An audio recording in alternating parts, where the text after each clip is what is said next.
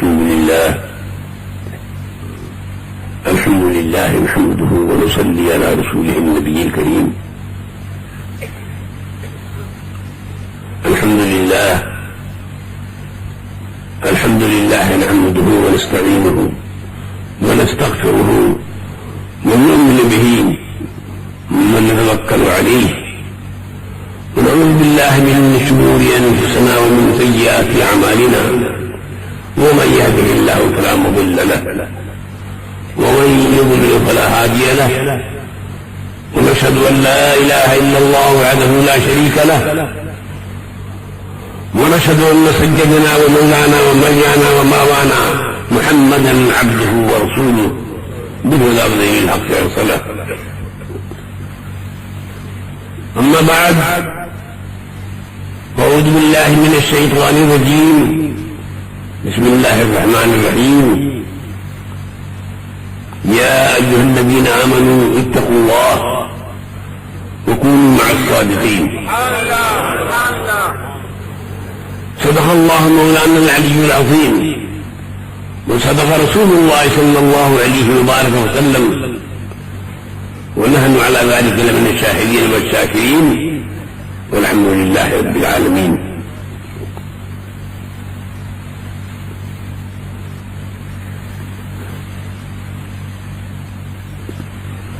حضرت محترم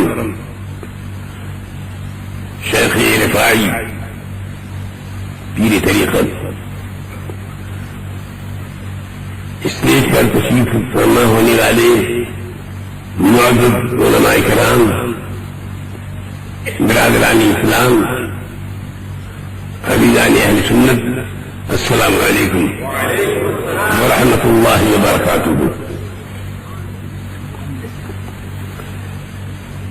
سب سے پہلے ہم اور آپ دونوں مل کر اپنے اور سارے جہان کے آقا، مدینے کے تاجدار، مکے کی سرکار، دونوں جہان کے مالک و مختار احمد مصطفیٰ محمد مصطفیٰ صلی اللہ علیہ وسلم کی بارگاہ رحمت پناہ ہمیں درود و سلام کا نذرانہ محبت پیش کریں.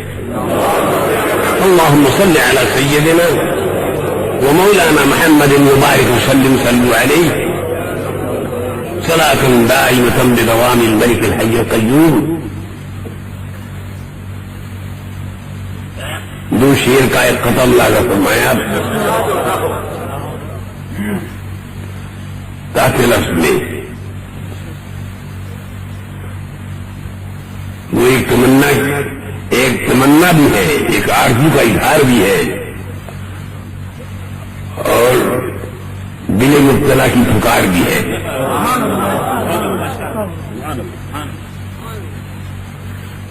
روز آئے مدینے سے باد صبا، روز آئے مدینے سے باد صبا، یا رسول اللہ روز آئے مدینے سے باد صبا، ہجر میں دل ہمارا بہلتا رہے. یا رسول اللہ روز آئے مدینے سے باد صبا، ہجر میں دل ہمارا بہلتا رہے. اور اے میرے آقا تم ہر گھڑی تم ہمیں یاد آتے رہو. یاد کرنا میرے مصطفیٰ، یاد کرنا آقا کو یہ آسان کام نہیں ہے. وہ جب چاہتے ہیں یعنی کو یاد کرتا ہے، اور اگر نہ چاہیں تو چاہے برسہ برس گزر جائے، یاد کی محفل میں جانے کی سعادت بھی حاصل نہیں کر سکتا. اس لیے تم ہر گھڑی تم ہمیں یاد آتے رہو. جس عالم میں بھی ہم رہے ہر گھڑی تم ہمیں یاد آتے رہو، ہر گھڑی تم ہمیں یاد آتے رہو. عالمی ہجر میں دل بہلتا رہے. آخری شعر ہے، وقت آ جائے ارشد کا جب آخری، وقت آ جائے ارشد کا جب آخری، رنگ لائے میری نسبت قادری.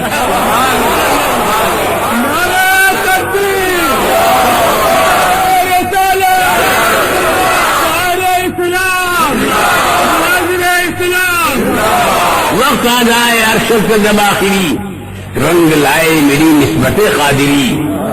اور گوشہ دامن پاک ہو ہاتھ میں، گوشہ دامن پاک ہو ہاتھ میں، سامنے تم رہو دم نکلتا رہے۔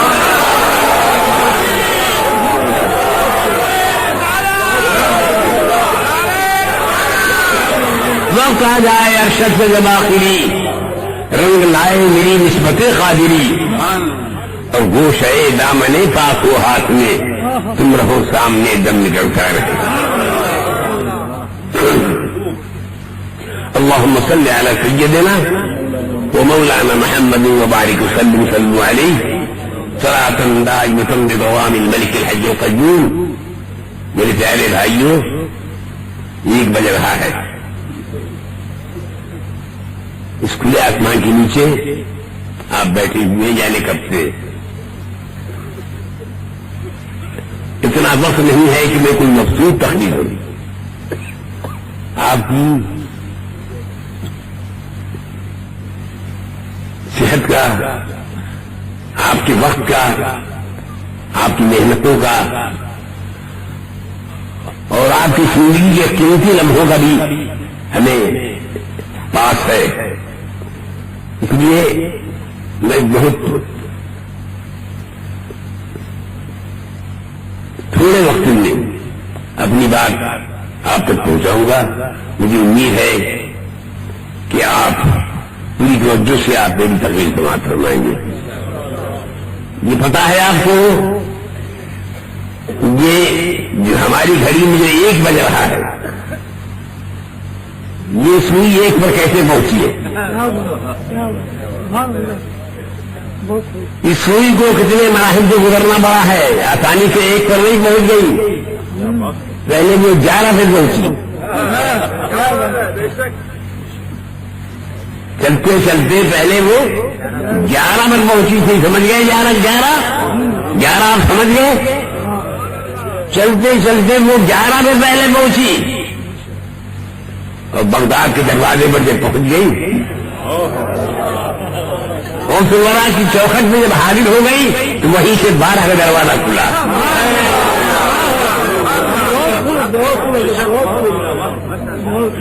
جب 11 سے آگے بڑھی تو 11 کے بعد اب تو غوث الورا ہی کی بارگاہ ہے۔ جب غوث الورا کی بارگاہ میں پہنچی تو 12 بج گئی، اور جب 12 میں پہنچ گئی، بغداد ہوتے ہوئے، مدینہ ہوتے ہوئے، تو پھر 1 کی بارگاہ میں حاضر کی۔ 1 کا مطلب سمجھا آدمی؟ 11 کو پہلے حاصل پایا اس نے، تب اس کے بعد 12 ملا اس سے۔ 12 سے ہماری مراد بھی کیا ہے آپ سمجھ گئے ہوں گے۔ تب اس کے بعد اسے 1 کے چوکھٹ پر حاضری نصیب ہوئی۔ یہ ہماری گھڑی ہے، اس میں 12 کے بعد 1 بجتا ہے، لیکن جن گھڑیوں میں 24 بجتے ہیں،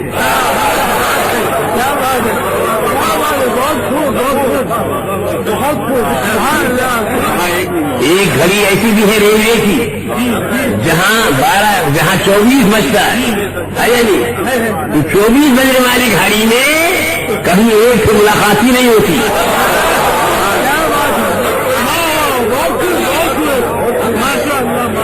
ارے 24 بجنے والی گھڑی میں کبھی 1 سے ملاقات ہی نہیں ہوتی، آج تک نہیں ہوئی۔ 12 کے بعد اگر وہ آگے بڑھی تو 13 ہو گیا۔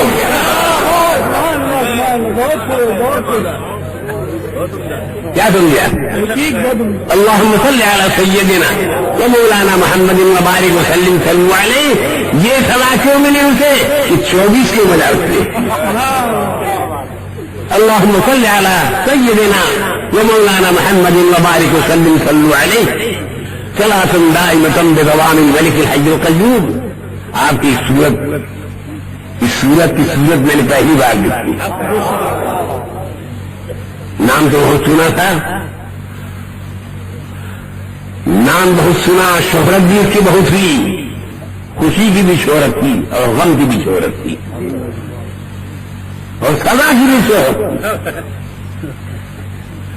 ظالموں کے ظلم کی بھی شہرت تھی، اور جب ظلم کا انتقام لیا قدرت نے تو اس کی بھی شہرت تھی۔ سارے اللهم صل على سيدنا ومولانا محمد وبارك وسلم صلوا عليه صلاۃ دائمۃ بدوام الملک الحی القیوم. وقت ایسا آ گیا ہے یہ کہ چین سے بیٹھنا مشکل ہے. سنیے, لوگوں نے اتنے جھگڑے ڈال دیے, اتنے اختلافات پیدا کر دیے کہ یہ بدعت ہے, یہ شرک ہے, یہ حرام ہے, یہ ناجائز ہے. ابھی یہ زمانہ آ رہا ہے نا شب برات کا, شب برات کا زمانہ آ رہا ہے نا. ہمارے یہاں سنیوں کے یہاں حلوہ پکے گا, تب کہیے بھائی یہ حلوہ اگر شب برات میں پک گیا تو کہتے یہ حرام ہو گیا.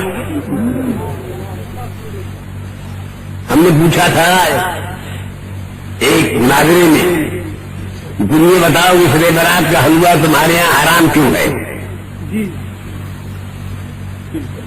اللہ کے رسول نے تو فرمائے, اللہ کے رسول کے بارے میں بخاری شریف میں صحیح حدیث ہے, کان رسول اللہ صلی اللہ علیہ وسلم یحب الحلوہ,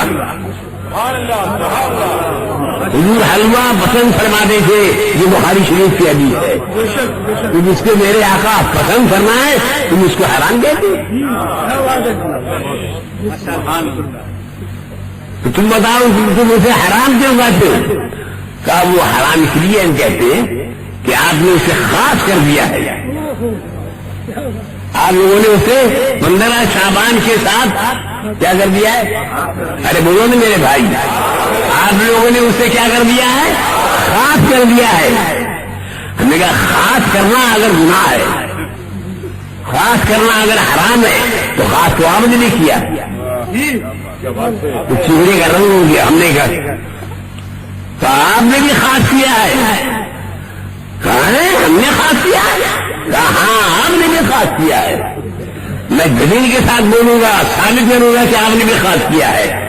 تو فرمائیے, ہم نے کہا ہم نے پکانے کے لیے خاص کیا ہے اور آپ نے نہیں پکانے کے لیے خاص کیا ہے. اب 13 کو پکائیں گے, 14 کو پکائیں گے, 16 کو پکائیں گے, 17 کو پکائیں گے, مگر 15 کو نہیں پکائیں گے آپ. تو آپ نے خاص کیا کہ نہیں کیا؟ ہم نے پکانے کے لیے خاص کیا ہے اور آپ نے, ارے بولو نا ذرا زور سے, آپ نے نہیں پکانے کے لیے خاص کیا ہے. تو خاص کرنا اگر جرم ہے تو اس جرم مرتکب آدمی, مگر اس خاص کرنے میں آپ کو کیا فائدہ پہنچا؟ ہم نے اگر خاص کیا تو ہمارا منہ میٹھا ہوا,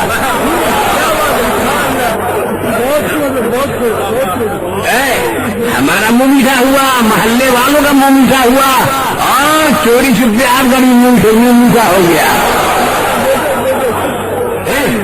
اللهم صل على سيدنا ومولانا محمد وبارك وسلم صلوا عليه صلاة دائمة بدوام الملك الحي القيوم. میں نے خاص کیا کہ یہ ہمارا تحفہ قرآن عظیم کی آیتوں کے ذریعے, قرآن کریم کی آیات کے سہارے اس دنیا سے لے کر اس دنیا تک بھی پہنچ گیا. میرا کہیے آپ پہنچا کہ نہیں پہنچا؟ آپ 10ویں ذوالحجہ کو, 11ویں ذوالحجہ کو آپ قربانی کرتے ہیں نا بکرے کی, کرتے کہ نہیں کرتے؟ ہاں ہم بولو نہیں کرتے. اونٹ کی قربانی کرتے ہیں, بکر کی قربانی کرتے ہیں, چھوٹے بڑے جانوروں کی قربانی کرتے ہیں. کیوں کرتے ہیں آپ؟ یہ جانور آپ کا وہاں پہنچے گا.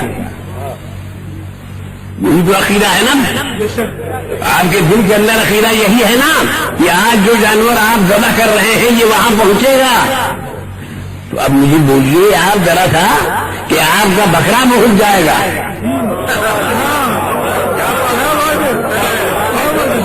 آپ کی بکری پہنچ جائے گی, آپ کا بکر پہنچ جائے گا, آپ کا اونٹ پہنچ جائے گا, اسی طرح کا بھورا نہیں پہنچے گا.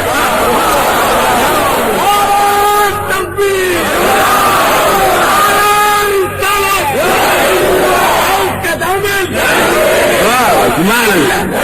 اللهم صل على سيدنا ومولانا محمد وبارك وسلم صلوا عليه صلاة دائمة بدوام الملك الحي القيوم. بولو یہ دردناک سانحہ ہے نہیں ہمارے لیے, ہم کیا کریں؟ زندوں پر بھی زندوں کی بھی فکر ہے اور مردوں کو بھی فکر ہے. امام احمد رضا نے زندوں کا بھی حق محفوظ کیا ہے اور مردوں کے حق کے لیے بھی لڑائی لڑی ہے. مردوں کے حق پر حملہ کس نے کیا؟ تم نے کیا ہے. زندوں سے ڈرو تو پیٹ کا جواب پتھر سے مل جائے گا. میں مردوں کا جو حق تم مار رہے ہو بولو، کوئی مردہ قبرستان سے لڑنے نہیں آئے گا. یہ تو صرف امام احمد رضا بریلوی ہے جو مردوں کے سے لڑ رہا ہے. تم سے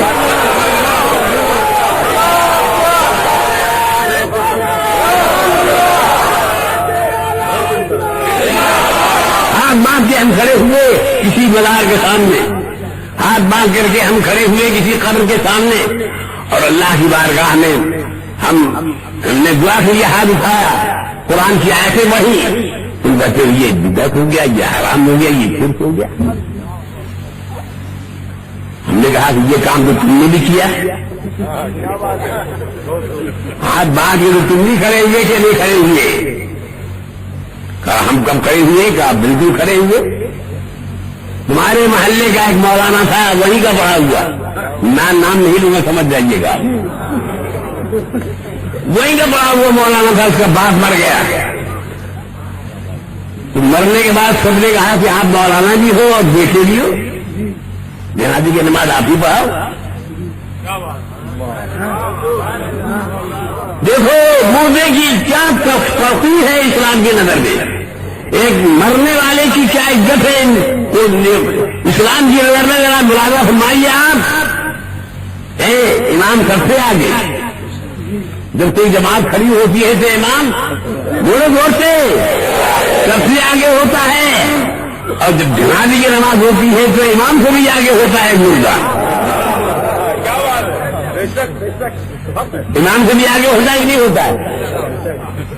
مردہ سے امام سے بھی آگے ہوتا ہے کہ نہیں ہوتا ہے؟ بولو نا بول.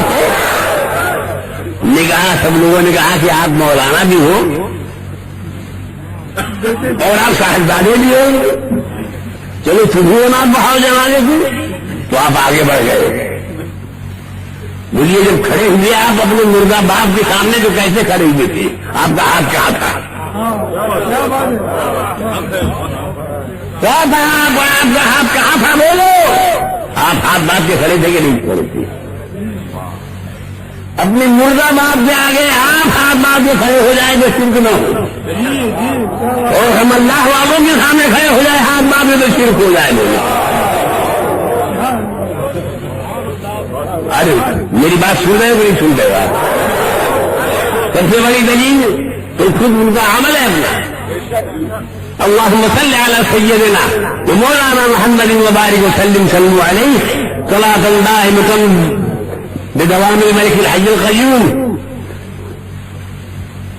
تو ہم نے عرض کیا کہ آپ ہاتھ باندھ کے کھڑے ہوئے اپنی مردہ باپ کے سامنے، کوئی شرک نہ ہو، کوئی حرام نہ ہو، کوئی ناجائز کے فتویٰ نہ ہو، اور ہم اگر کھڑے ہو گئے تھے وہی مردہ آج لکڑی کے تابوت میں ہے، اور وہی مردہ قبر کے صندوق میں جب رکھ دیا جائے تو کیا خدا ہو جائے گا؟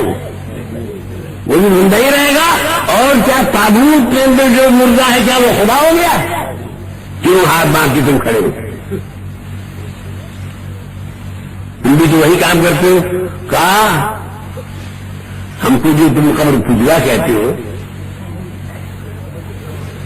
تم بھی تو پوج رہے ہو نا ہاتھ باندھ کے. اپنے باپ کو پوج رہے کہ نہیں پوج رہے؟ آپ لوگ جو پکارتے ہیں نا، آپ لوگ یا لگا کے پکارتے ہیں. ہم نے کہا کہ پکارتے تو آپ بھی.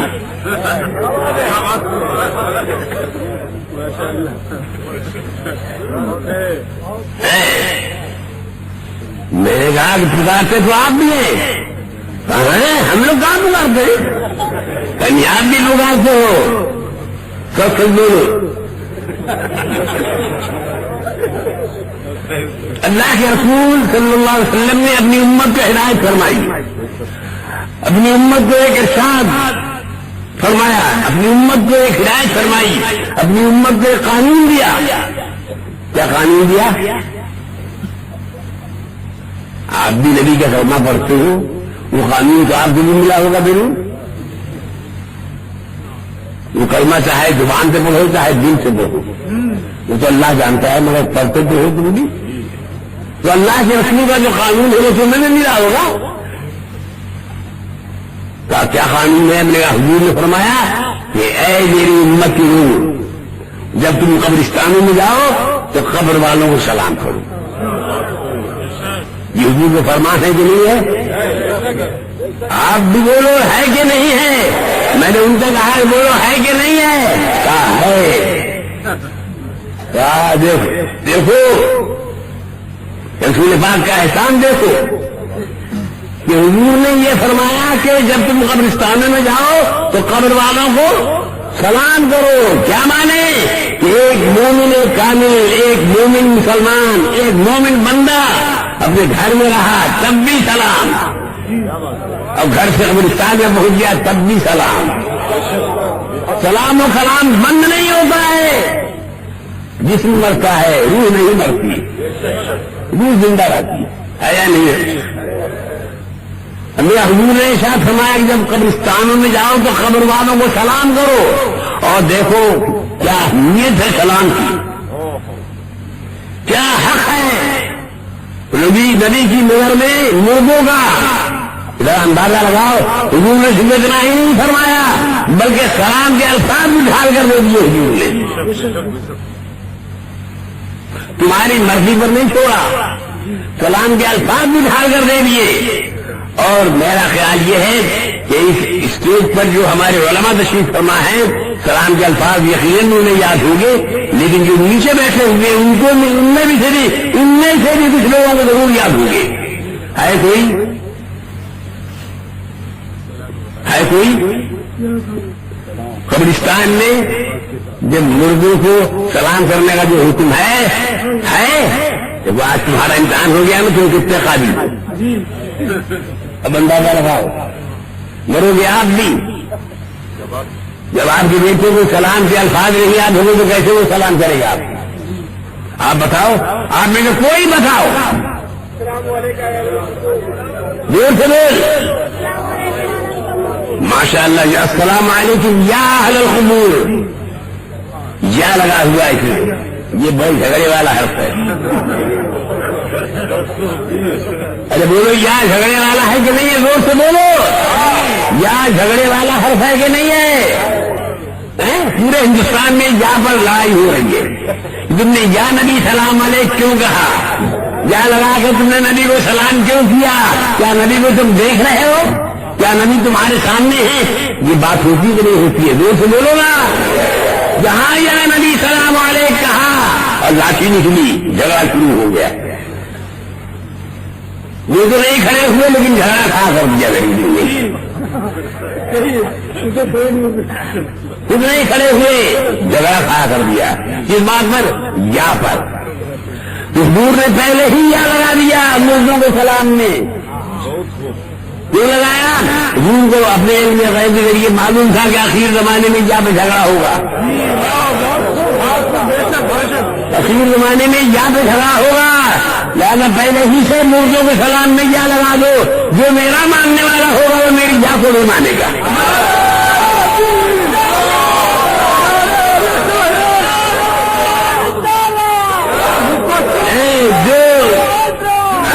جو میرا ماننے والا ہوگا وہ میری جا کو نہیں مانے گا، اور جو مجھے کو نہیں مانتا وہ میری جا کو کیا مانے گا. الحمدللہ. جو نبی کے ماننے والے یا کو نہیں مان رہے اور جو نبی کو نہیں مانتے وہ یا کو کیا مانیں گے؟ آپ لوگ نبی کو مان رہے ہو تو نبی کی یا کو مانتے ہو کہ نہیں مانتے ہو؟ مانتے. یہ مردوں کے سلام میں یا لگایا ہے میرے مصطفیٰ نے. جو مدینے کے کارخانے میں ڈھلا ہوا یا نہیں ہے، یا ہے یہ بریلی سے نہیں ملا ہے مجھے. اعلیٰ حضرت نے نہیں دیا ہے، یہ رسول پاک نے دیا ہے. اور رسول پاک کے ذریعے رسول پاک نے جو دیا ہے میرے اعلیٰ حضرت نے حضور سے لے کر کے ہم کو پہنچایا. یہ یہاں مدینے سے چلا اب بریلی ہوتے ہوئے ہم تک پہنچا. بڑے زور سے ہے یا نہیں ہے؟ السلام علیکم یا اہل القبور، اے قبر والوں کے اوپر سلام. اور ایک بات کہو تو کہوں، جھوٹ تو بولنے میں کیا لگتا ہے آپ کو؟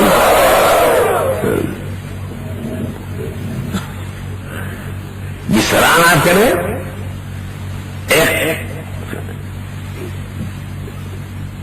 قبرستان میں جا کر جو قبر والوں کو آپ سلام کر رہے ہو تو مجھے آپ بتاؤ، یا لگا کے قبر والوں کو جو سلام کر رہے ہو، سورت کے قبرستان میں آپ گئے اور آپ نے جا لگا کر یہاں کے مرغوں کو آپ نے سلام کیا، بولو یہاں کی قبروں میں جو مرغے سو رہے ہیں وہ امتی ہے کہ پیغمبر ہے؟ زور سے بولو، زور سے بولو، زور سے، امتی ہے. وہ یہ دور مرنے کی بات ہے یا نہیں ہے؟ امتی کو بغیر دیکھے ہوئے تم نے یا لگا کے سلام کیا؟ ارے تم نے امتی کو بغیر دیکھے ہوئے یا لگا کے سلام کیا تو کلیجہ نہیں پھٹا دوبارہ؟ اور پیغمبر کو بغیر دیکھے ہوئے یا لگا کے سلام کرنے کو پڑا تو کلیجہ پھٹنے لگتا ہے. نیچا چلتا ہے پتھر چلتے ہیں کیوں؟ اللهم صل على سيدنا ومولانا محمد وبارك وسلم عليه صلاة دائمة بدوام الملك الحي القيوم. اور بات تو بڑے پتے کی ہے کہ جو آپ سلام کر رہے ہو، مجھے بتاؤ کہ آپ کو مردہ نظر آتا ہے؟ تو قبر کی مٹی نظر آتی ہے نا؟ جو لوگ یہ کہتے ہیں کہ قبر میں مٹی ہے، سڑی گلی مٹی ہے، مٹی کا ڈھیر ہے، تو کیا میرے نبی نے مٹی کے ڈھیر کو سلام کرنے کا حکم دیا؟ کیا میرے حضور نے مٹی کو سلام کرنے کا حکم دیا؟ ارے مٹی کو سلام کرنے کا اگر حکم دیا ہوتا تو مٹی کے ٹیلوں میں کمی ہے کیا ہندوستان میں؟ ارے بولو سورت میں کہ آس پاس پہاڑوں میں مٹی کے ٹیلوں میں کمی ہے کیا؟ تو آپ کہو گے کہ مٹی کو حضور کیسے سلام کیا جائے گا؟ مٹی میں تو زندگی نہیں ہے. سلام تو اسی کو کیا جا سکتا ہے جس میں زندگی ہو. مٹی میں زندگی نہیں ہے کہ اس کو کیسے سلام کیا جائے گا؟ ہم نے کہا ٹھیک ہے، تو تمہارے گھروں میں زندگی والی چیزیں بھی ہے، مرغا مرغی ہے کہ نہیں ہے؟ بکرا بکری ہے کہ نہیں ہے؟ تمہارے گھروں میں بکرے بھی ہے، بکرا بھی ہے، بکری بھی ہے، مرغا بھی ہے، مرغی بھی ہے، وہ زندہ ہے کہ نہیں ہے؟ کیا کوئی حدیث دکھا سکتے ہو کہ جب صبح کو تم دربا کھولو اور مرغا نکلے، مرغی نکلے گا السلام علیکم،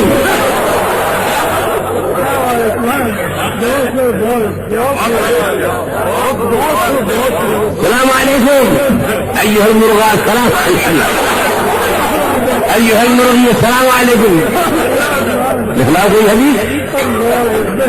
آپ کہو گے مولانا صاحب سلام کرنے کے لیے صرف زندگی کافی نہیں ہے، سلام کرنے کے لیے صرف زندگی کافی نہیں ہے، مجھے اور کیا چاہیے؟ کہا شعور بھی چاہیے. تو بکرا بکری میں، مرغا مرغی میں زندگی تو ہے لیکن عقل و شعور نہیں ہے. میں اچھا ٹھیک ہے آگے بڑھیے. وہ چلے آ رہے ہیں گنگا داس، جمنا داس، گنگا رام آ رہے ہیں. وہ اس میں زندگی ہے کہ نہیں ہے؟ سامنے سے چلے آ رہے ہیں جمنا داس، گنگا رام، زندگی ہے کہ نہیں ہے؟ اب یہ شعور ہے کہ نہیں ہے؟ ارے بولنا میرے بھائی ہے یا نہیں ہے؟ کیا سلام کرو گے آپ نے کیا کہا حضور سلام کرنے کے لیے صرف زندگی کافی نہیں ہے، صرف عقل و شعور کافی نہیں ہے، مجھے اور کیا چاہیے؟ کہا دین و ایمان بھی چاہیے.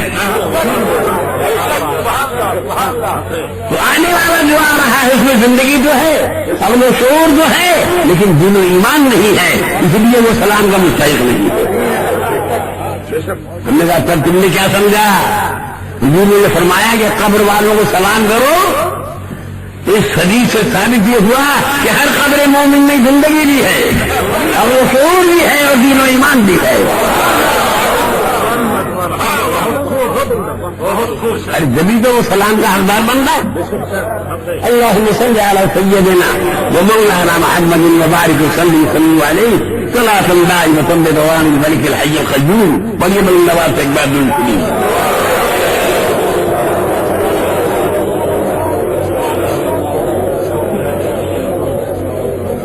پھر ایک بات اور میں آگے بڑھ رہا ہوں, ایک اور آگے میں بڑھ رہا ہوں. حضور نے میرے آقا نے صرف اتنا ہی نہیں فرمایا کہ قبر والوں کو تم سلام کرو, بلکہ حضور نے یہ بھی فرمایا کہ جب قبر والوں کو تم سلام کرتے ہو تو قبر والا تمہارے سلام کا دیکھ لو جواب بھی دیتا ہے. جب تم قبر والوں کو سلام کرتے ہو تو قبر والے تمہارے سلام کا جواب بھی دیتا ہے. بڑے بڑے بخارات یہاں بیٹھے ہوئے ہیں, ہوٹل میں جب بیٹھتے ہیں تو دیکھو لنٹرانی کی. اب میں ایک سوال پوچھتا ہوں, بتاؤ کوئی کسی کے سلام کا جواب کب دیتا ہے؟ بولو شرماؤ نہیں. جب سنتا ہے, ماشاءاللہ بڑی پیاری بات ہے, جب سنتا ہے تو جواب دیتا ہے. میں اگر آہستہ سے آپ سے کہوں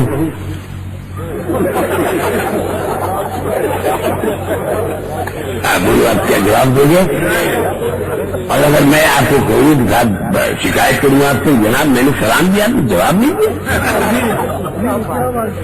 کیا مولانا میں نے جواب سنا ہی نہیں تو میں جواب کہاں سے دوں گا؟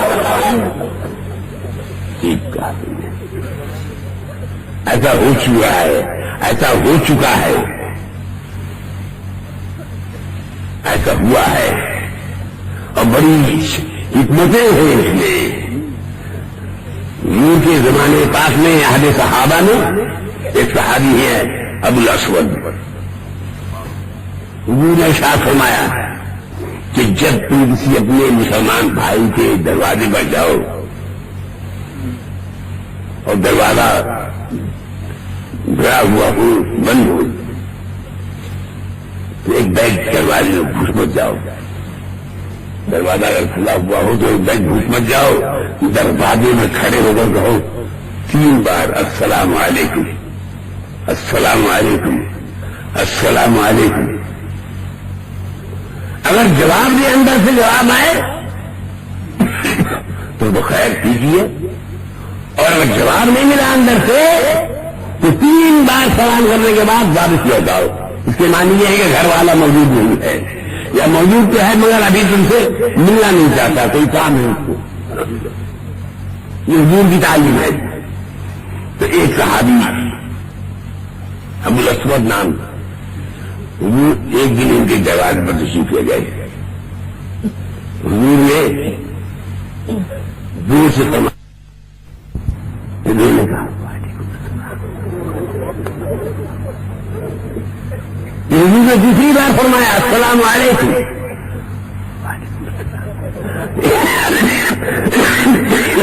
تیسری بار سلام کر کے حضور اب واپس لوٹ رہے. جیسے حضور یہ اپنا منہ موڑا اور یہ باہر فوراً دور سے باہر آئے, کہا یا رسول اللہ میں موجود ہوں, یا رسول اللہ میں موجود ہوں. کہا موجود ہو, ہم نے 3 بار سلام کیا, تم نے جواب نہیں دیا. کہا حضور جواب تو دیا, آہستہ سے دیا. کیوں آہستہ سے دیا؟ کہا حضور اس لیے دیا کہ آہستہ سے میں جواب دوں گا تو پھر آپ سلام کریں گے. پھر آہستہ سے میں جواب دوں گا تو پھر آپ سلام کریں گے. پھر میں ایسے سے جواب دوں گا تو پھر آپ سلام کریں گے. حضور 3 سلام کا میں مالک ہو جاؤں گا, آپ کے 3 سلام کا میں مستحق ہو جاؤں گا, آپ کے 3 سلام کا میں حقدار ہو جاؤں گا. جس پر ایک سلام آپ بھیج دیں جہنم کی آگ اس پر حرام ہو جائے, اور جس کو 3 سلام آپ فرما دیں اس پر جہنم کیا کیسی حرام نہیں ہوگی. اللهم صل على سيدنا ومولانا محمد وبارك وسلم صلوا علیہ صلاۃ دائمۃ بدوام الملک الحی القیوم. تو حضور نے ارشاد فرمایا کہ قبر والا تمہارے سلام کا جواب بھی دیتا ہے. اب یہاں سے ایک بات میں کہنا چاہتا ہوں، سارے جھگڑوں کا خاتمہ ہو جائے گا. یہ روز روز کے جھگڑے جو ہو رہے ہیں نا اور جو اٹھائے جا رہے ہیں دوسری طرف سے، پورے ہندوستان میں سارے جھگڑوں کا خاتمہ ہو جائے گا. میں ایسی بات کہہ رہا ہوں، کہیے تو کہوں اگر فرمائیے تو کہتے کان کھول لو. حضور نے فرمایا کہ قبر والا تمہارے سلام کا جواب بھی دیتا ہے. کیا مانے؟ وہ تمہارا سلام جو سے بولو نہ لڑتا ہے، جو سے بولو نہ لڑتا ہے، سنتا ہے تمہارا سلام. آپ قبرستانوں میں گئے، کبھی گئے کہ نہیں گئے؟ گئے. آپ نے مردوں کو سلام کیا کہ نہیں کیا؟ کیا. حضور کے فرمان کے مطابق مردوں نے آپ کے سلام کا جواب دیا کہ نہیں دیا؟ دیا. جو مردہ ہے آپ زندہ ہیں. آپ اس بات گھمنڈ ہے نا کہ میں زندہ ہوں. مردہ کہے کہ روز توہین کرتے ہیں آپ اس کی کہ مردوں سے کیا مدد مانگنا، مردوں سے کیا مدد مانگنا. ارے زندوں سے مانگو یہی تو بولتے ہیں نا. مردوں سے کیا مدد مانگنا بولتا کہ نہیں بولتا ہے؟ ابے روز گھمنڈ اور اسی زندہ رہنے کی نفرت میں مردوں کا مذاق اڑاتا ہے کہ مردوں سے کیا مدد مانگنا، مردوں سے کیا مدد مانگنا. بولتا کہ نہیں بولتا ہے؟ آج تمہارا نشانہ اتار دوں گا. آج تمہارے نخوت کا پہاڑ چور ہو جائے گا. بتاؤ، تم نے سلام کیا، مردوں نے تمہارے سلام کو جواب دیا. بولو بولو. تو تم تو زندہ ہو، وہ مردہ ہے. اس نے تمہارا سلام سنا، جبھی تو جواب دیا. ایمان سے بولو، کیا تم نے کبھی اس کا جواب بھی سنا ہے؟ جو سے بولو، جو سے بولو، کیا کبھی اس کا جواب تم نے سنا؟ سنا نہیں سنا؟ بولو یہ دور مرنے کی بات ہے کہ نہیں ہے کہ مردہ ہو کر اس نے تمہارا سلام سن لیا اور زندہ ہو کر تم اس کا جواب نہیں سن سکے.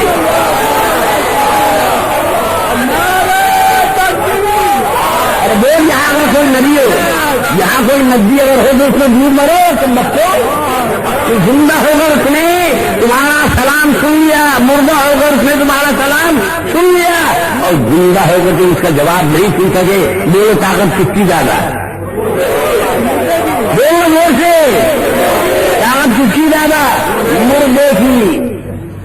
اور کم ہے، کم طاقت کس کی کم؟ زندے کی. تو جب طاقت زندے کی کم ہے اب مردے کی طاقت زیادہ ہے تو مدد آدمی کس سے مانگتا ہے؟ زیادہ طاقت والے سے یا کم طاقت والے سے؟ ارے بولو بولو. ارے ہر کم طاقت والا زیادہ طاقت والے سے مدد مانگتا ہے. ایک بچہ پہلوان سے مدد مانگے گا، ایک بچہ جوان سے مدد مانگے گا، مگر جوان بچے سے مدد نہیں مانگے گا. جب یہ طے ہو گیا کہ مردے کی طاقت زیادہ ہے زندے سے اور زندے کی طاقت کم ہے مردوں سے، اگر کوئی سنی مسلمان اجمیر کے خواجہ سے مدد مانگ رہا ہے، سورج کے دانا سے مدد مانگ رہا ہے، بغداد کے غوث-ے-بارہ سے مدد مانگ رہا ہے تو کیا غلط کر رہا ہے؟ حدیث بھی اسی طرف زیادہ اشارہ کرتی ہے. اللہم صلی علی سیدنا ومولانا محمد وبارک وسلم صلوا علیہ. اور تم کیوں نہیں مدد مانگتے؟ تم سمجھتے ہو کہ ہم جس سے مدد مانگ رہے ہیں وہ جو خود پھنسا ہوا ہے، جو خود پھنسا ہوا وہ کیا ہماری مدد کرے گا؟ ہمارا یقین یہ ہے کہ جن سے ہم مدد مانگتے ہیں وہ اللہ کے رحمت و کرم کے گوانے میں ان کی اپنی بھی آخرت سنور گئی ہے اور جس کو چاہتے ہیں اپنے چاہنے والوں میں سے ان کو بھی سنوار دیتے ہیں. اللہم صلی علی سیدنا ومولانا محمد وبارک وسلم صلوا علیہ صلاۃ دائمۃ بدوام الملک الحی القیوم. ایک کتاب ہے اشرف المواعظ، ثانی صاحب کی ہے، انہی کی کتاب ہے. اور میں تو زیادہ تر استعمال ہتھیار وہی کا کرتا ہوں، انہیں کا استعمال کرتا ہوں ہتھیار، سمجھے کہ نہیں؟ اور اس کی کاٹ اتنی خطرناک ہوتی ہے، ان کے گھر کے جو ہتھیار ہے نا انہیں کی تلوار انہیں کی گردن، انہیں کی تلوار انہیں کی گردن، کوئی شکوا بھی نہیں ہے.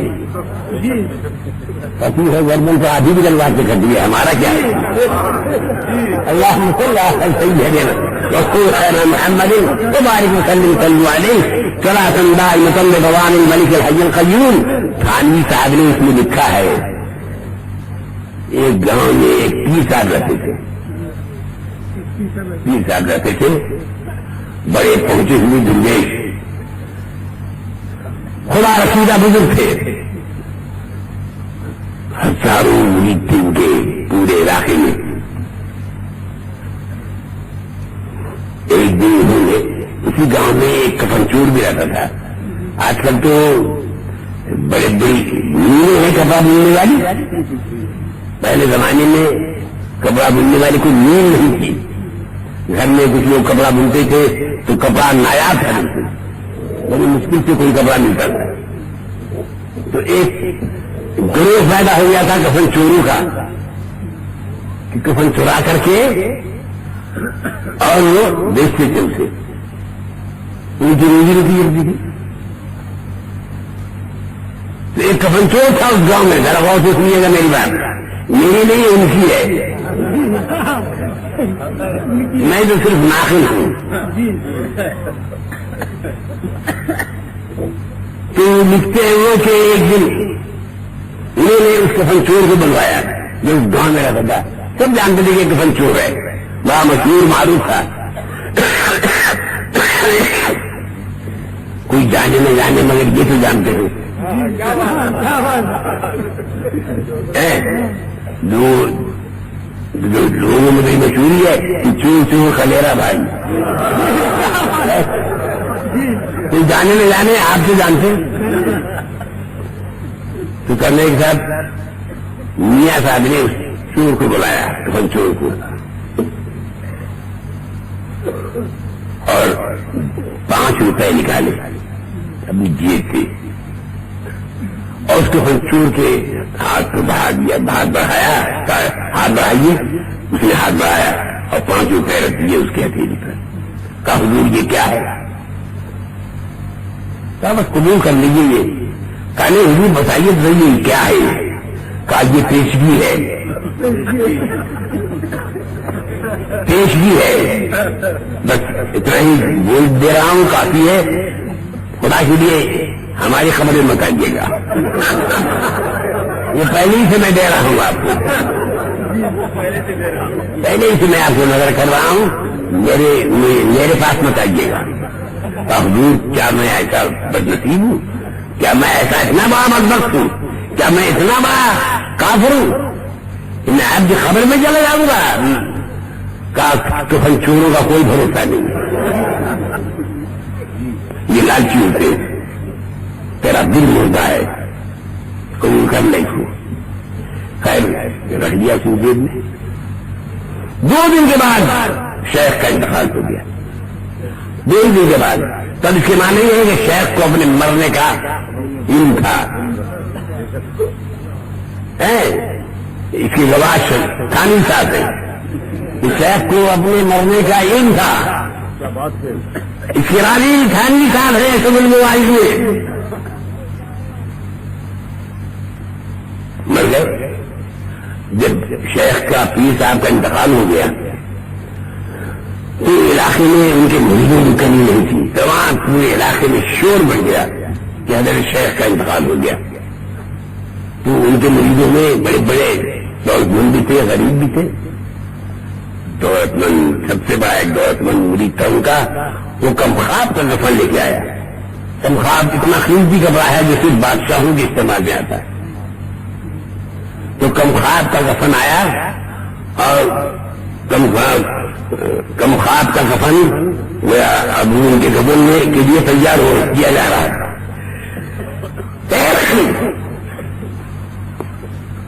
اسی درمیان میں وہ کفن چور دوسرا سے گزرا، دیکھا کم خواب ہے، کہا اتنا قیمتی کپڑا بادشاہوں کا جب آپ جس سے بنتا، یہ کیا ہے کم خواب؟ کہا کیا ہے؟ کہا یہ میاں کا کفن تیار ہو رہا ہے. کہا میاں کا کفن کم خواب کا تیار ہو رہا ہے؟ کلیجہ اس کا پھٹ گیا. اپنے گھر گیا اور تھام سے چاہتا ہے تو گر گیا. اس کی بیوی آئی روئی ہوئی. کیا بات ہے؟ کیا ہو گیا؟ کیا ہو گیا تمہیں؟ کیا ہو گیا؟ حکیم کو بلائیں. حکیم کو بتایا نہیں، حکیموں کے بات علاج نہیں ہے اس کا. کیا ہوا یہ تو بتاؤ. کہا کیا بتائیں بیگم؟ بڑا غضب ہو گیا. کہا سنو صحیح کیا ہوا؟ کہا اس دن تمہیں 5 روپے میں نے لا کے دیے تھے نا پرسوں. بڑے میاں نے 5 روپے دے کر کے اور وعدہ کرا لیا ہم سے کہ ہم ان کی خبر میں نہیں جائیں گے. آج جو میں آ رہا تھا دیکھا کمخواب کا کفن ان کے رسول کے لیے تیار ہو رہا ہے. کمخواب کا کفن تیار ہو رہا ہے. تو میرا تو کلیجہ پھٹ گیا. اگر میں نے وعدہ نہ کیا ہوتا تو یہ کمخواب کا کفن یہ تو پوری زندگی کے لیے گا. اب بولو یہ کھاتا ہوا کہ نہیں ہوا ہمارا؟ مگر یہ وعدہ کر لیا تھا تو ماں اس کی جو بیوی تھی وہ 2 ہاتھ اس سے بھی آگے جائے. گھبرانے کی کیا بات ہے؟ اس میں بے ہوش ہونے کی کیا بات ہے؟ اس میں اتنا مایوس ہونے کی کیا بات ہے؟ ارے تم نے زندگی میں تم نے وعدہ کیا تھا، اب وہ تو شاید تو مر گیا.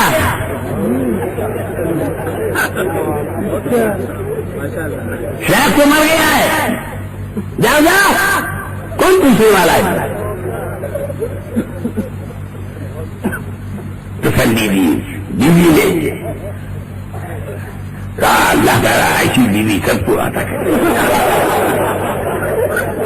بیوی تم نے ایمان دانا کر دیا ہمارا.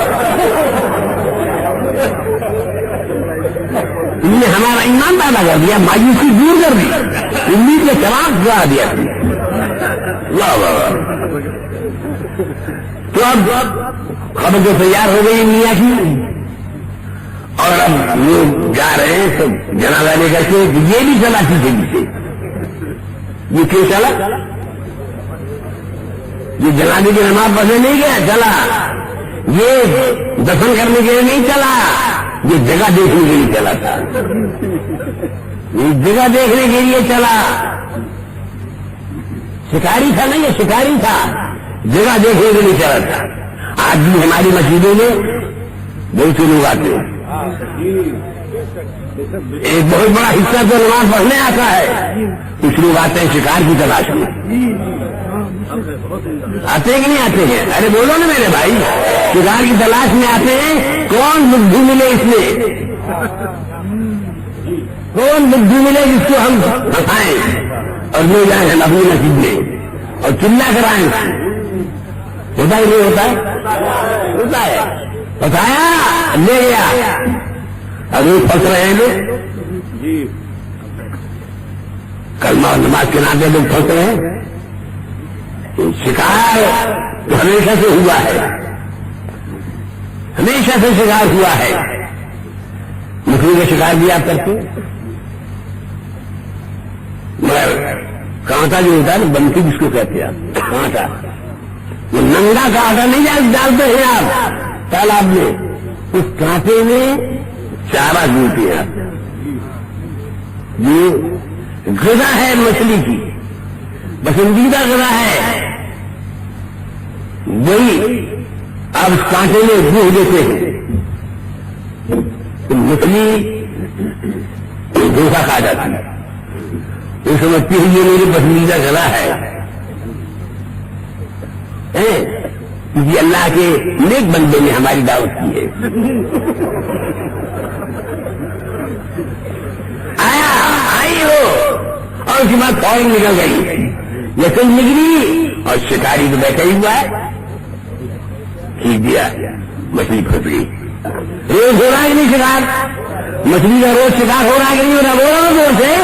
ارے اسی طرح سے روز شکار ہو رہا ہے کہ نہیں ہو رہا ہے؟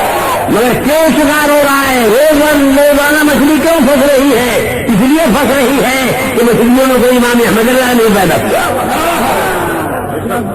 روز مچھلی کیوں پھنستی ہے کہ مچھلیوں میں کوئی امام احمد اللہ نہیں پیدا ہوا. اگر کوئی امام احمد اللہ پیدا ہو گیا ہوتا تو وہ لوگ کیا کرے، خبردار خبردار، ادھر جانا نہیں، منہ مت لگانا، نکلنا نہیں، یہ دھوکہ ہے، دھوکہ ہے، فریب ہے نہیں۔ اس لیے مچھلی آج تک پھنس رہی ہے۔ یہ امام حضرت کا احسان ہے کہ ان شکاریوں کو یہ بچانے کے لیے امت مسلمہ کو، رسول پاک کی سالانہ امت کو بچانے کے لیے امام حضرت نے ہزاروں صفحات تک اپنے قلم چلائے اور ایسی روشنی دکھائی ہمیں کہ اب ہم بالکل چوکنے ہو گئے، ہم ہوشیار ہو گئے، ہم دونوں نے ہوشیار کر دیا، خبردار کلمہ اور نماز کو دھوکے مت آنا۔ یہ جو صرف ان کو شکار کرنے کے لیے ہے، ان کو معلوم ہے کہ مسلمان پھنسے گا، سنی پھنسے گا تو کلمہ اور نماز کے نام پر پھنسے گا، لہٰذا چارہ ڈال، کلمہ اور نماز سے چارہ ڈالو اور پھنساؤ ان کو۔ میرے عزیز دوستو، آج تبلیغ جماعت کا مزاج بدل رہا ہے تیزی سے۔ اب وہ ڈیجیٹی کا جو راستہ ہے وہ اختیار کر رہی، طاقت کے بل پر اپنا اجتماع کر کے مسجدوں میں اور ہماری مسجدوں پہ قبضہ کر رہی۔ بہت ساری مسجدیں ہمارے ہاتھ سے چھین دیا، رانچی میں، بہار میں، یو پی میں بہت ساری مسجدیں طاقت کے بل پر، اصطلاح کے نام پر، دھرم کے نام پر، مذہب کے نام پر، کلمہ اور نماز کے نام پر مسلمانوں کو جمع کیا۔ انہوں نے 1000، 1500، 2000 جب ہو گئے اجتماع میں تو امام کا ہاتھ پکڑ کے باہر نکال دیا، مؤذن کے گردن میں ہاتھ ڈال کے باہر نکال دیا۔ ایسا ہوا ہے رانچی میں، ایسا ہوا ہے دال چینی میں، ایسا ہوا ہے بہار میں، ایسا ہوا ہے اتر پردیش میں، بہت سے سینکڑوں واقعات ایسے ہو گئے۔ اب آپ ہوشیار ہو گئے۔ جو رول JGP کا تھا کہ دھرم کے نام پر انہوں نے کاش کے لوگوں کو جمع کیا اور جب جمع ہو گئے تو ہماری مسجد پر قبضہ کر دیا، ہماری مسجد کو شہید کر دیا۔ یہ مسلمانوں میں یہ JGP کا رول ادا کرنے والی تبلیغی جماعت ہے۔ آپ ہوشیار رکھیے گا، یہ ہوشیار رکھیے گا۔ ہم اپنی مسجدوں میں کیوں نہیں جانے دیتے کہ آتے آتے آتے آتے اپنا گروپ بنا لیتے ہیں، اپنا ایک گروپ بنا لیتے ہیں اور اس کے بعد پھر وہ کہتے ہیں کہ میں تو اتنے دن کا نمازی ہوں، یہاں پر آ رہا ہوں، یہاں ہم اجتماع بھی کریں گے۔ اور اجتماع کرتے کرتے جب 1000، 1500، 2000 آدمی جمع ہو گئے تو طاقت کے بل پر قبضہ کر لیتے ہوئے مسجدوں میں۔ اس لیے بڑے خطرناک دور سے ہم گزر رہے ہیں۔ اللهم صل على سيدنا ومولانا محمد وبارك وسلم صلوا عليه صلاة دائمة بدوام الملك الحي القيوم۔ تو میں عرض کر رہا تھا وہ بھی جہاں پیچھے پیچھے سب لوگ بھی جا رہے ہیں دفن کرنے کے لیے، وہ جا رہا ہے جگہ دیکھنے کے لیے کہ بڑے میاں کہاں دفنائے جاتے ہیں۔ جگہ دیکھ لیا، اس نے نشان لگا لیا اپنے ذہن میں، دماغ میں کہ جہاں جو دفنائے گئے ہیں وہ رات میں 12 بجے، 1 بجے، 2 بجے، اور سمجھ لیا کہ سب پورا علاقہ سو گیا ہوگا۔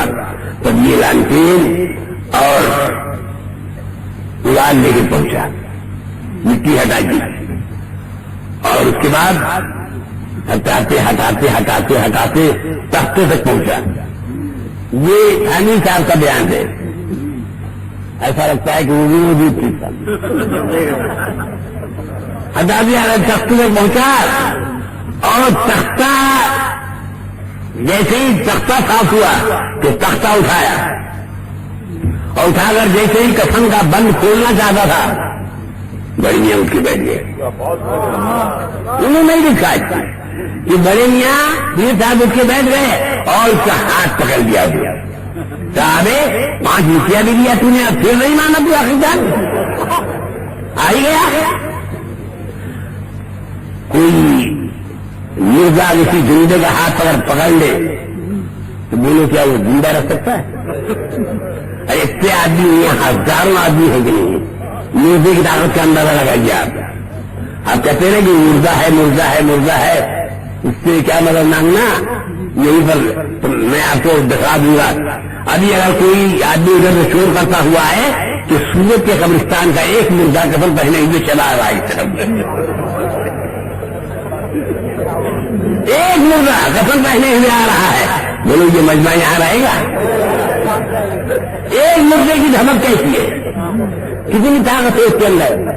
یہ ایک مردہ آ رہا ہے تو ہزاروں زندہ بھاگ جائیں گے.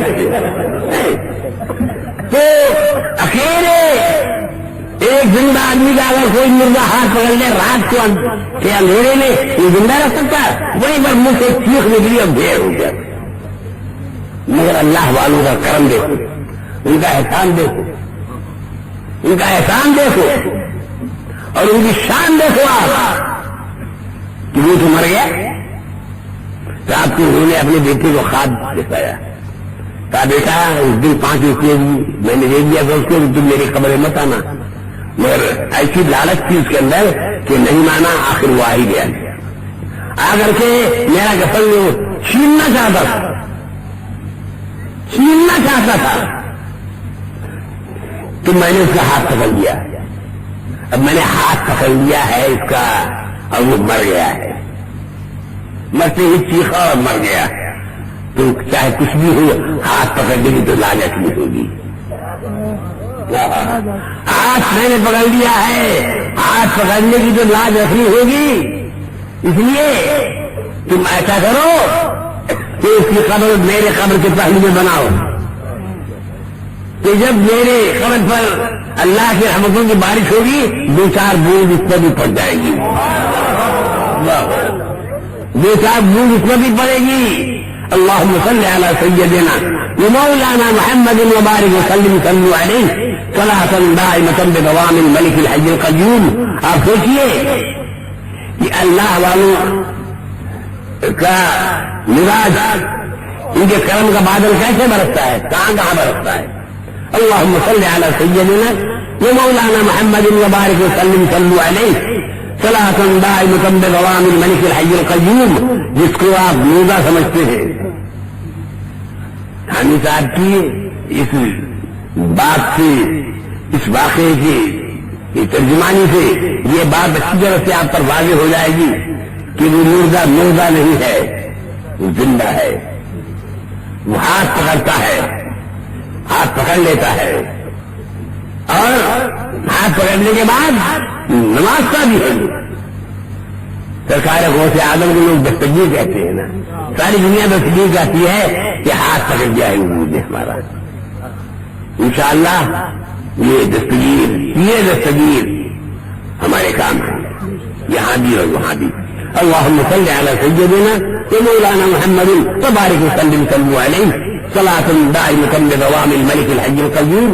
تو میرے عزیز دوستو، میں آپ سے یہ کہنا چاہتا تھا کہ آج وقت بہت نازک ہے.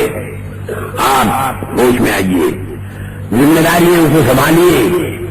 سب سے بڑا جو خطرہ ہے آج یہ ہے کہ آج علم کی روشنی پھیل رہی ہے.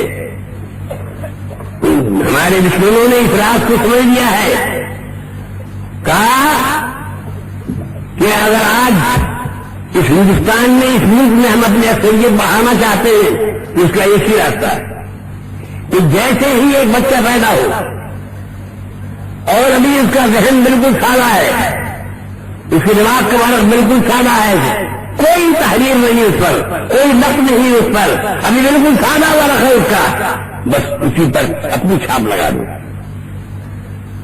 اپنی چھاپ لگا دو. یعنی اپنے اس مدرسے میں داخل کر کے اور اپنا عقیدہ اس کے دماغ میں اتار دو، وہ زندگی بھر کے لیے تمہارا ہو جائے گا. اور اب یہ تو ہزاروں مدرسے ان کے کھل رہے ہیں باضابطہ ایک پلاننگ کے ساتھ، منصوبہ بندی کے ساتھ کوٹا مقرر ہوتا ہے کہ اس سال میں کتنے مدارس کھولے جائیں گے، فلاں صوبے میں، فلاں صوبے میں، فلاں صوبے میں، بڑی پابندی کے ساتھ. اور مدرسے کھلے، عمارت بھی بن گئی ان کی، اور اس کے بعد بچوں کا داخلہ بھی شروع ہو گیا اور انہوں نے بچوں پر کے دماغ پر، ان کے سادہ ورق پر یہ چھاپ لگانا شروع کر دیا. اب وہی بڑا ہوا، وہ وہابیت کی چھاپ لیے گھوم رہا ہے. اب ہمارے علماء کا کیا کام ہے؟ ہمارے جو علماء تقریر کرتے پھرتے ہیں تو وہ کیا کر رہے ہیں کہ اس کی چھاپ جو لگی ہوئی تھی اس کو چھڑاتے ہیں، کھرچتے ہیں. جب کھرچتے ہیں تو اگر صاف ہو گیا وہ چھاپ صاف ہو گئی تو پھر اپنی چھاپ لگائیں گے. لیکن اگر چھاپ وہی باقی ہے تو پھر چھاپ لگانے کی جگہ ہی نہیں وہاں پر. تو ہمارا کام دوہرا ہو گیا کہ نہیں ہو گیا؟ ایک تو یہ کہ چھاپ کو آپ چھوڑاؤ اور اس کے بعد پھر اپنی چھاپ لگاؤ، یا نہیں ہوگا؟ اور ایک بچے کو اگر پیدا ہوتے ہی آپ نے سنت کی چھاپ لگا دی اس پر، امام امریکہ کی چھاپ لگا دی اس پر، تو انشاءاللہ وہ گمراہ نہیں ہو سکتا ہے، آپ کی تعداد بڑھے گی. اور اگر آپ نے توجہ نہیں کی تو روزانہ ان کے نئے نئے مدرسے کھل رہے ہیں اور ان بچوں کو جو پیدا ہوتے ہیں اور جو سارا وقت یہ گھومتے ہیں ان پر وہ اپنی چھاپ لگاتے چلے جا رہے ہیں، ان کی تعداد بڑھ رہی ہے، آپ کی گھٹ رہی ہے. اس لیے میرے دوستو اس کا حل یہ نہیں ہے کہ خالی آپ تقریر کروائیں، اس کا حل صرف یہ نہیں ہے کہ آپ خالی جلسہ کروائیں. جلسہ کرنے والے تقریر کرنے والے ان کو ڈبل کام کرنا ہوگا. کوئی ضروری نہیں ہے کہ چھاپ چھوڑا بھی دیں آپ، لیکن اگر آپ کا بچہ ہے سادہ والا خرچ سے رہن کا تو آپ اپنی چھاپ لگا سکتے ہیں. جبھی آج جو حسینیہ مدرسہ یہاں پر ابھی آپ نے توجہ نہیں کی، ان کے لیے کتنی آسانیاں ہیں. سعودی عرب عرب روزے کی تجوری کھول دیتا ہے ان کے لیے. ان کو اگر اسکول چلانا ہو، کھولنا ہو، کہیں مسجد بنانی ہو تو یہاں کے سعودی سفارتخانے میں دہلی میں جا کے درخواست دے دیں اور اس کے بعد اس کی انکوائری ہوگی. اور اگر جو لوگ انکوائری کرنے والے ہیں وہ اگر لکھ کے دے دیں کہ یہ ہمارا آپ کا ہم عقیدہ ہے، جو وہابی عقیدے کا ہے، یہ بریلوی عقیدے کا نہیں ہے، تو 1 مہینے میں ان کا مدرسہ بھی بن جائے گا اور ان کی مسجد بھی بن جائے گی. مگر اب ہم کو تو ہمارے پیچھے تو کوئی سعودی عرب نہیں، ہمارے پیچھے دنیا کی کوئی حکومت بھی نہیں ہے. ہمارے پیچھے اگر کوئی حکومت ہے تو مدینے کے سرکار کی حکومت ہے. ہمارے پیچھے وہ اگر حکومت ہے تو سرکار غوث کی حکومت ہے. ہماری مددگار اگر کوئی حکومت ہے تو اجمیر کے خواجہ کی حکومت ہے اور سرکار دانا کی حکومت ہے.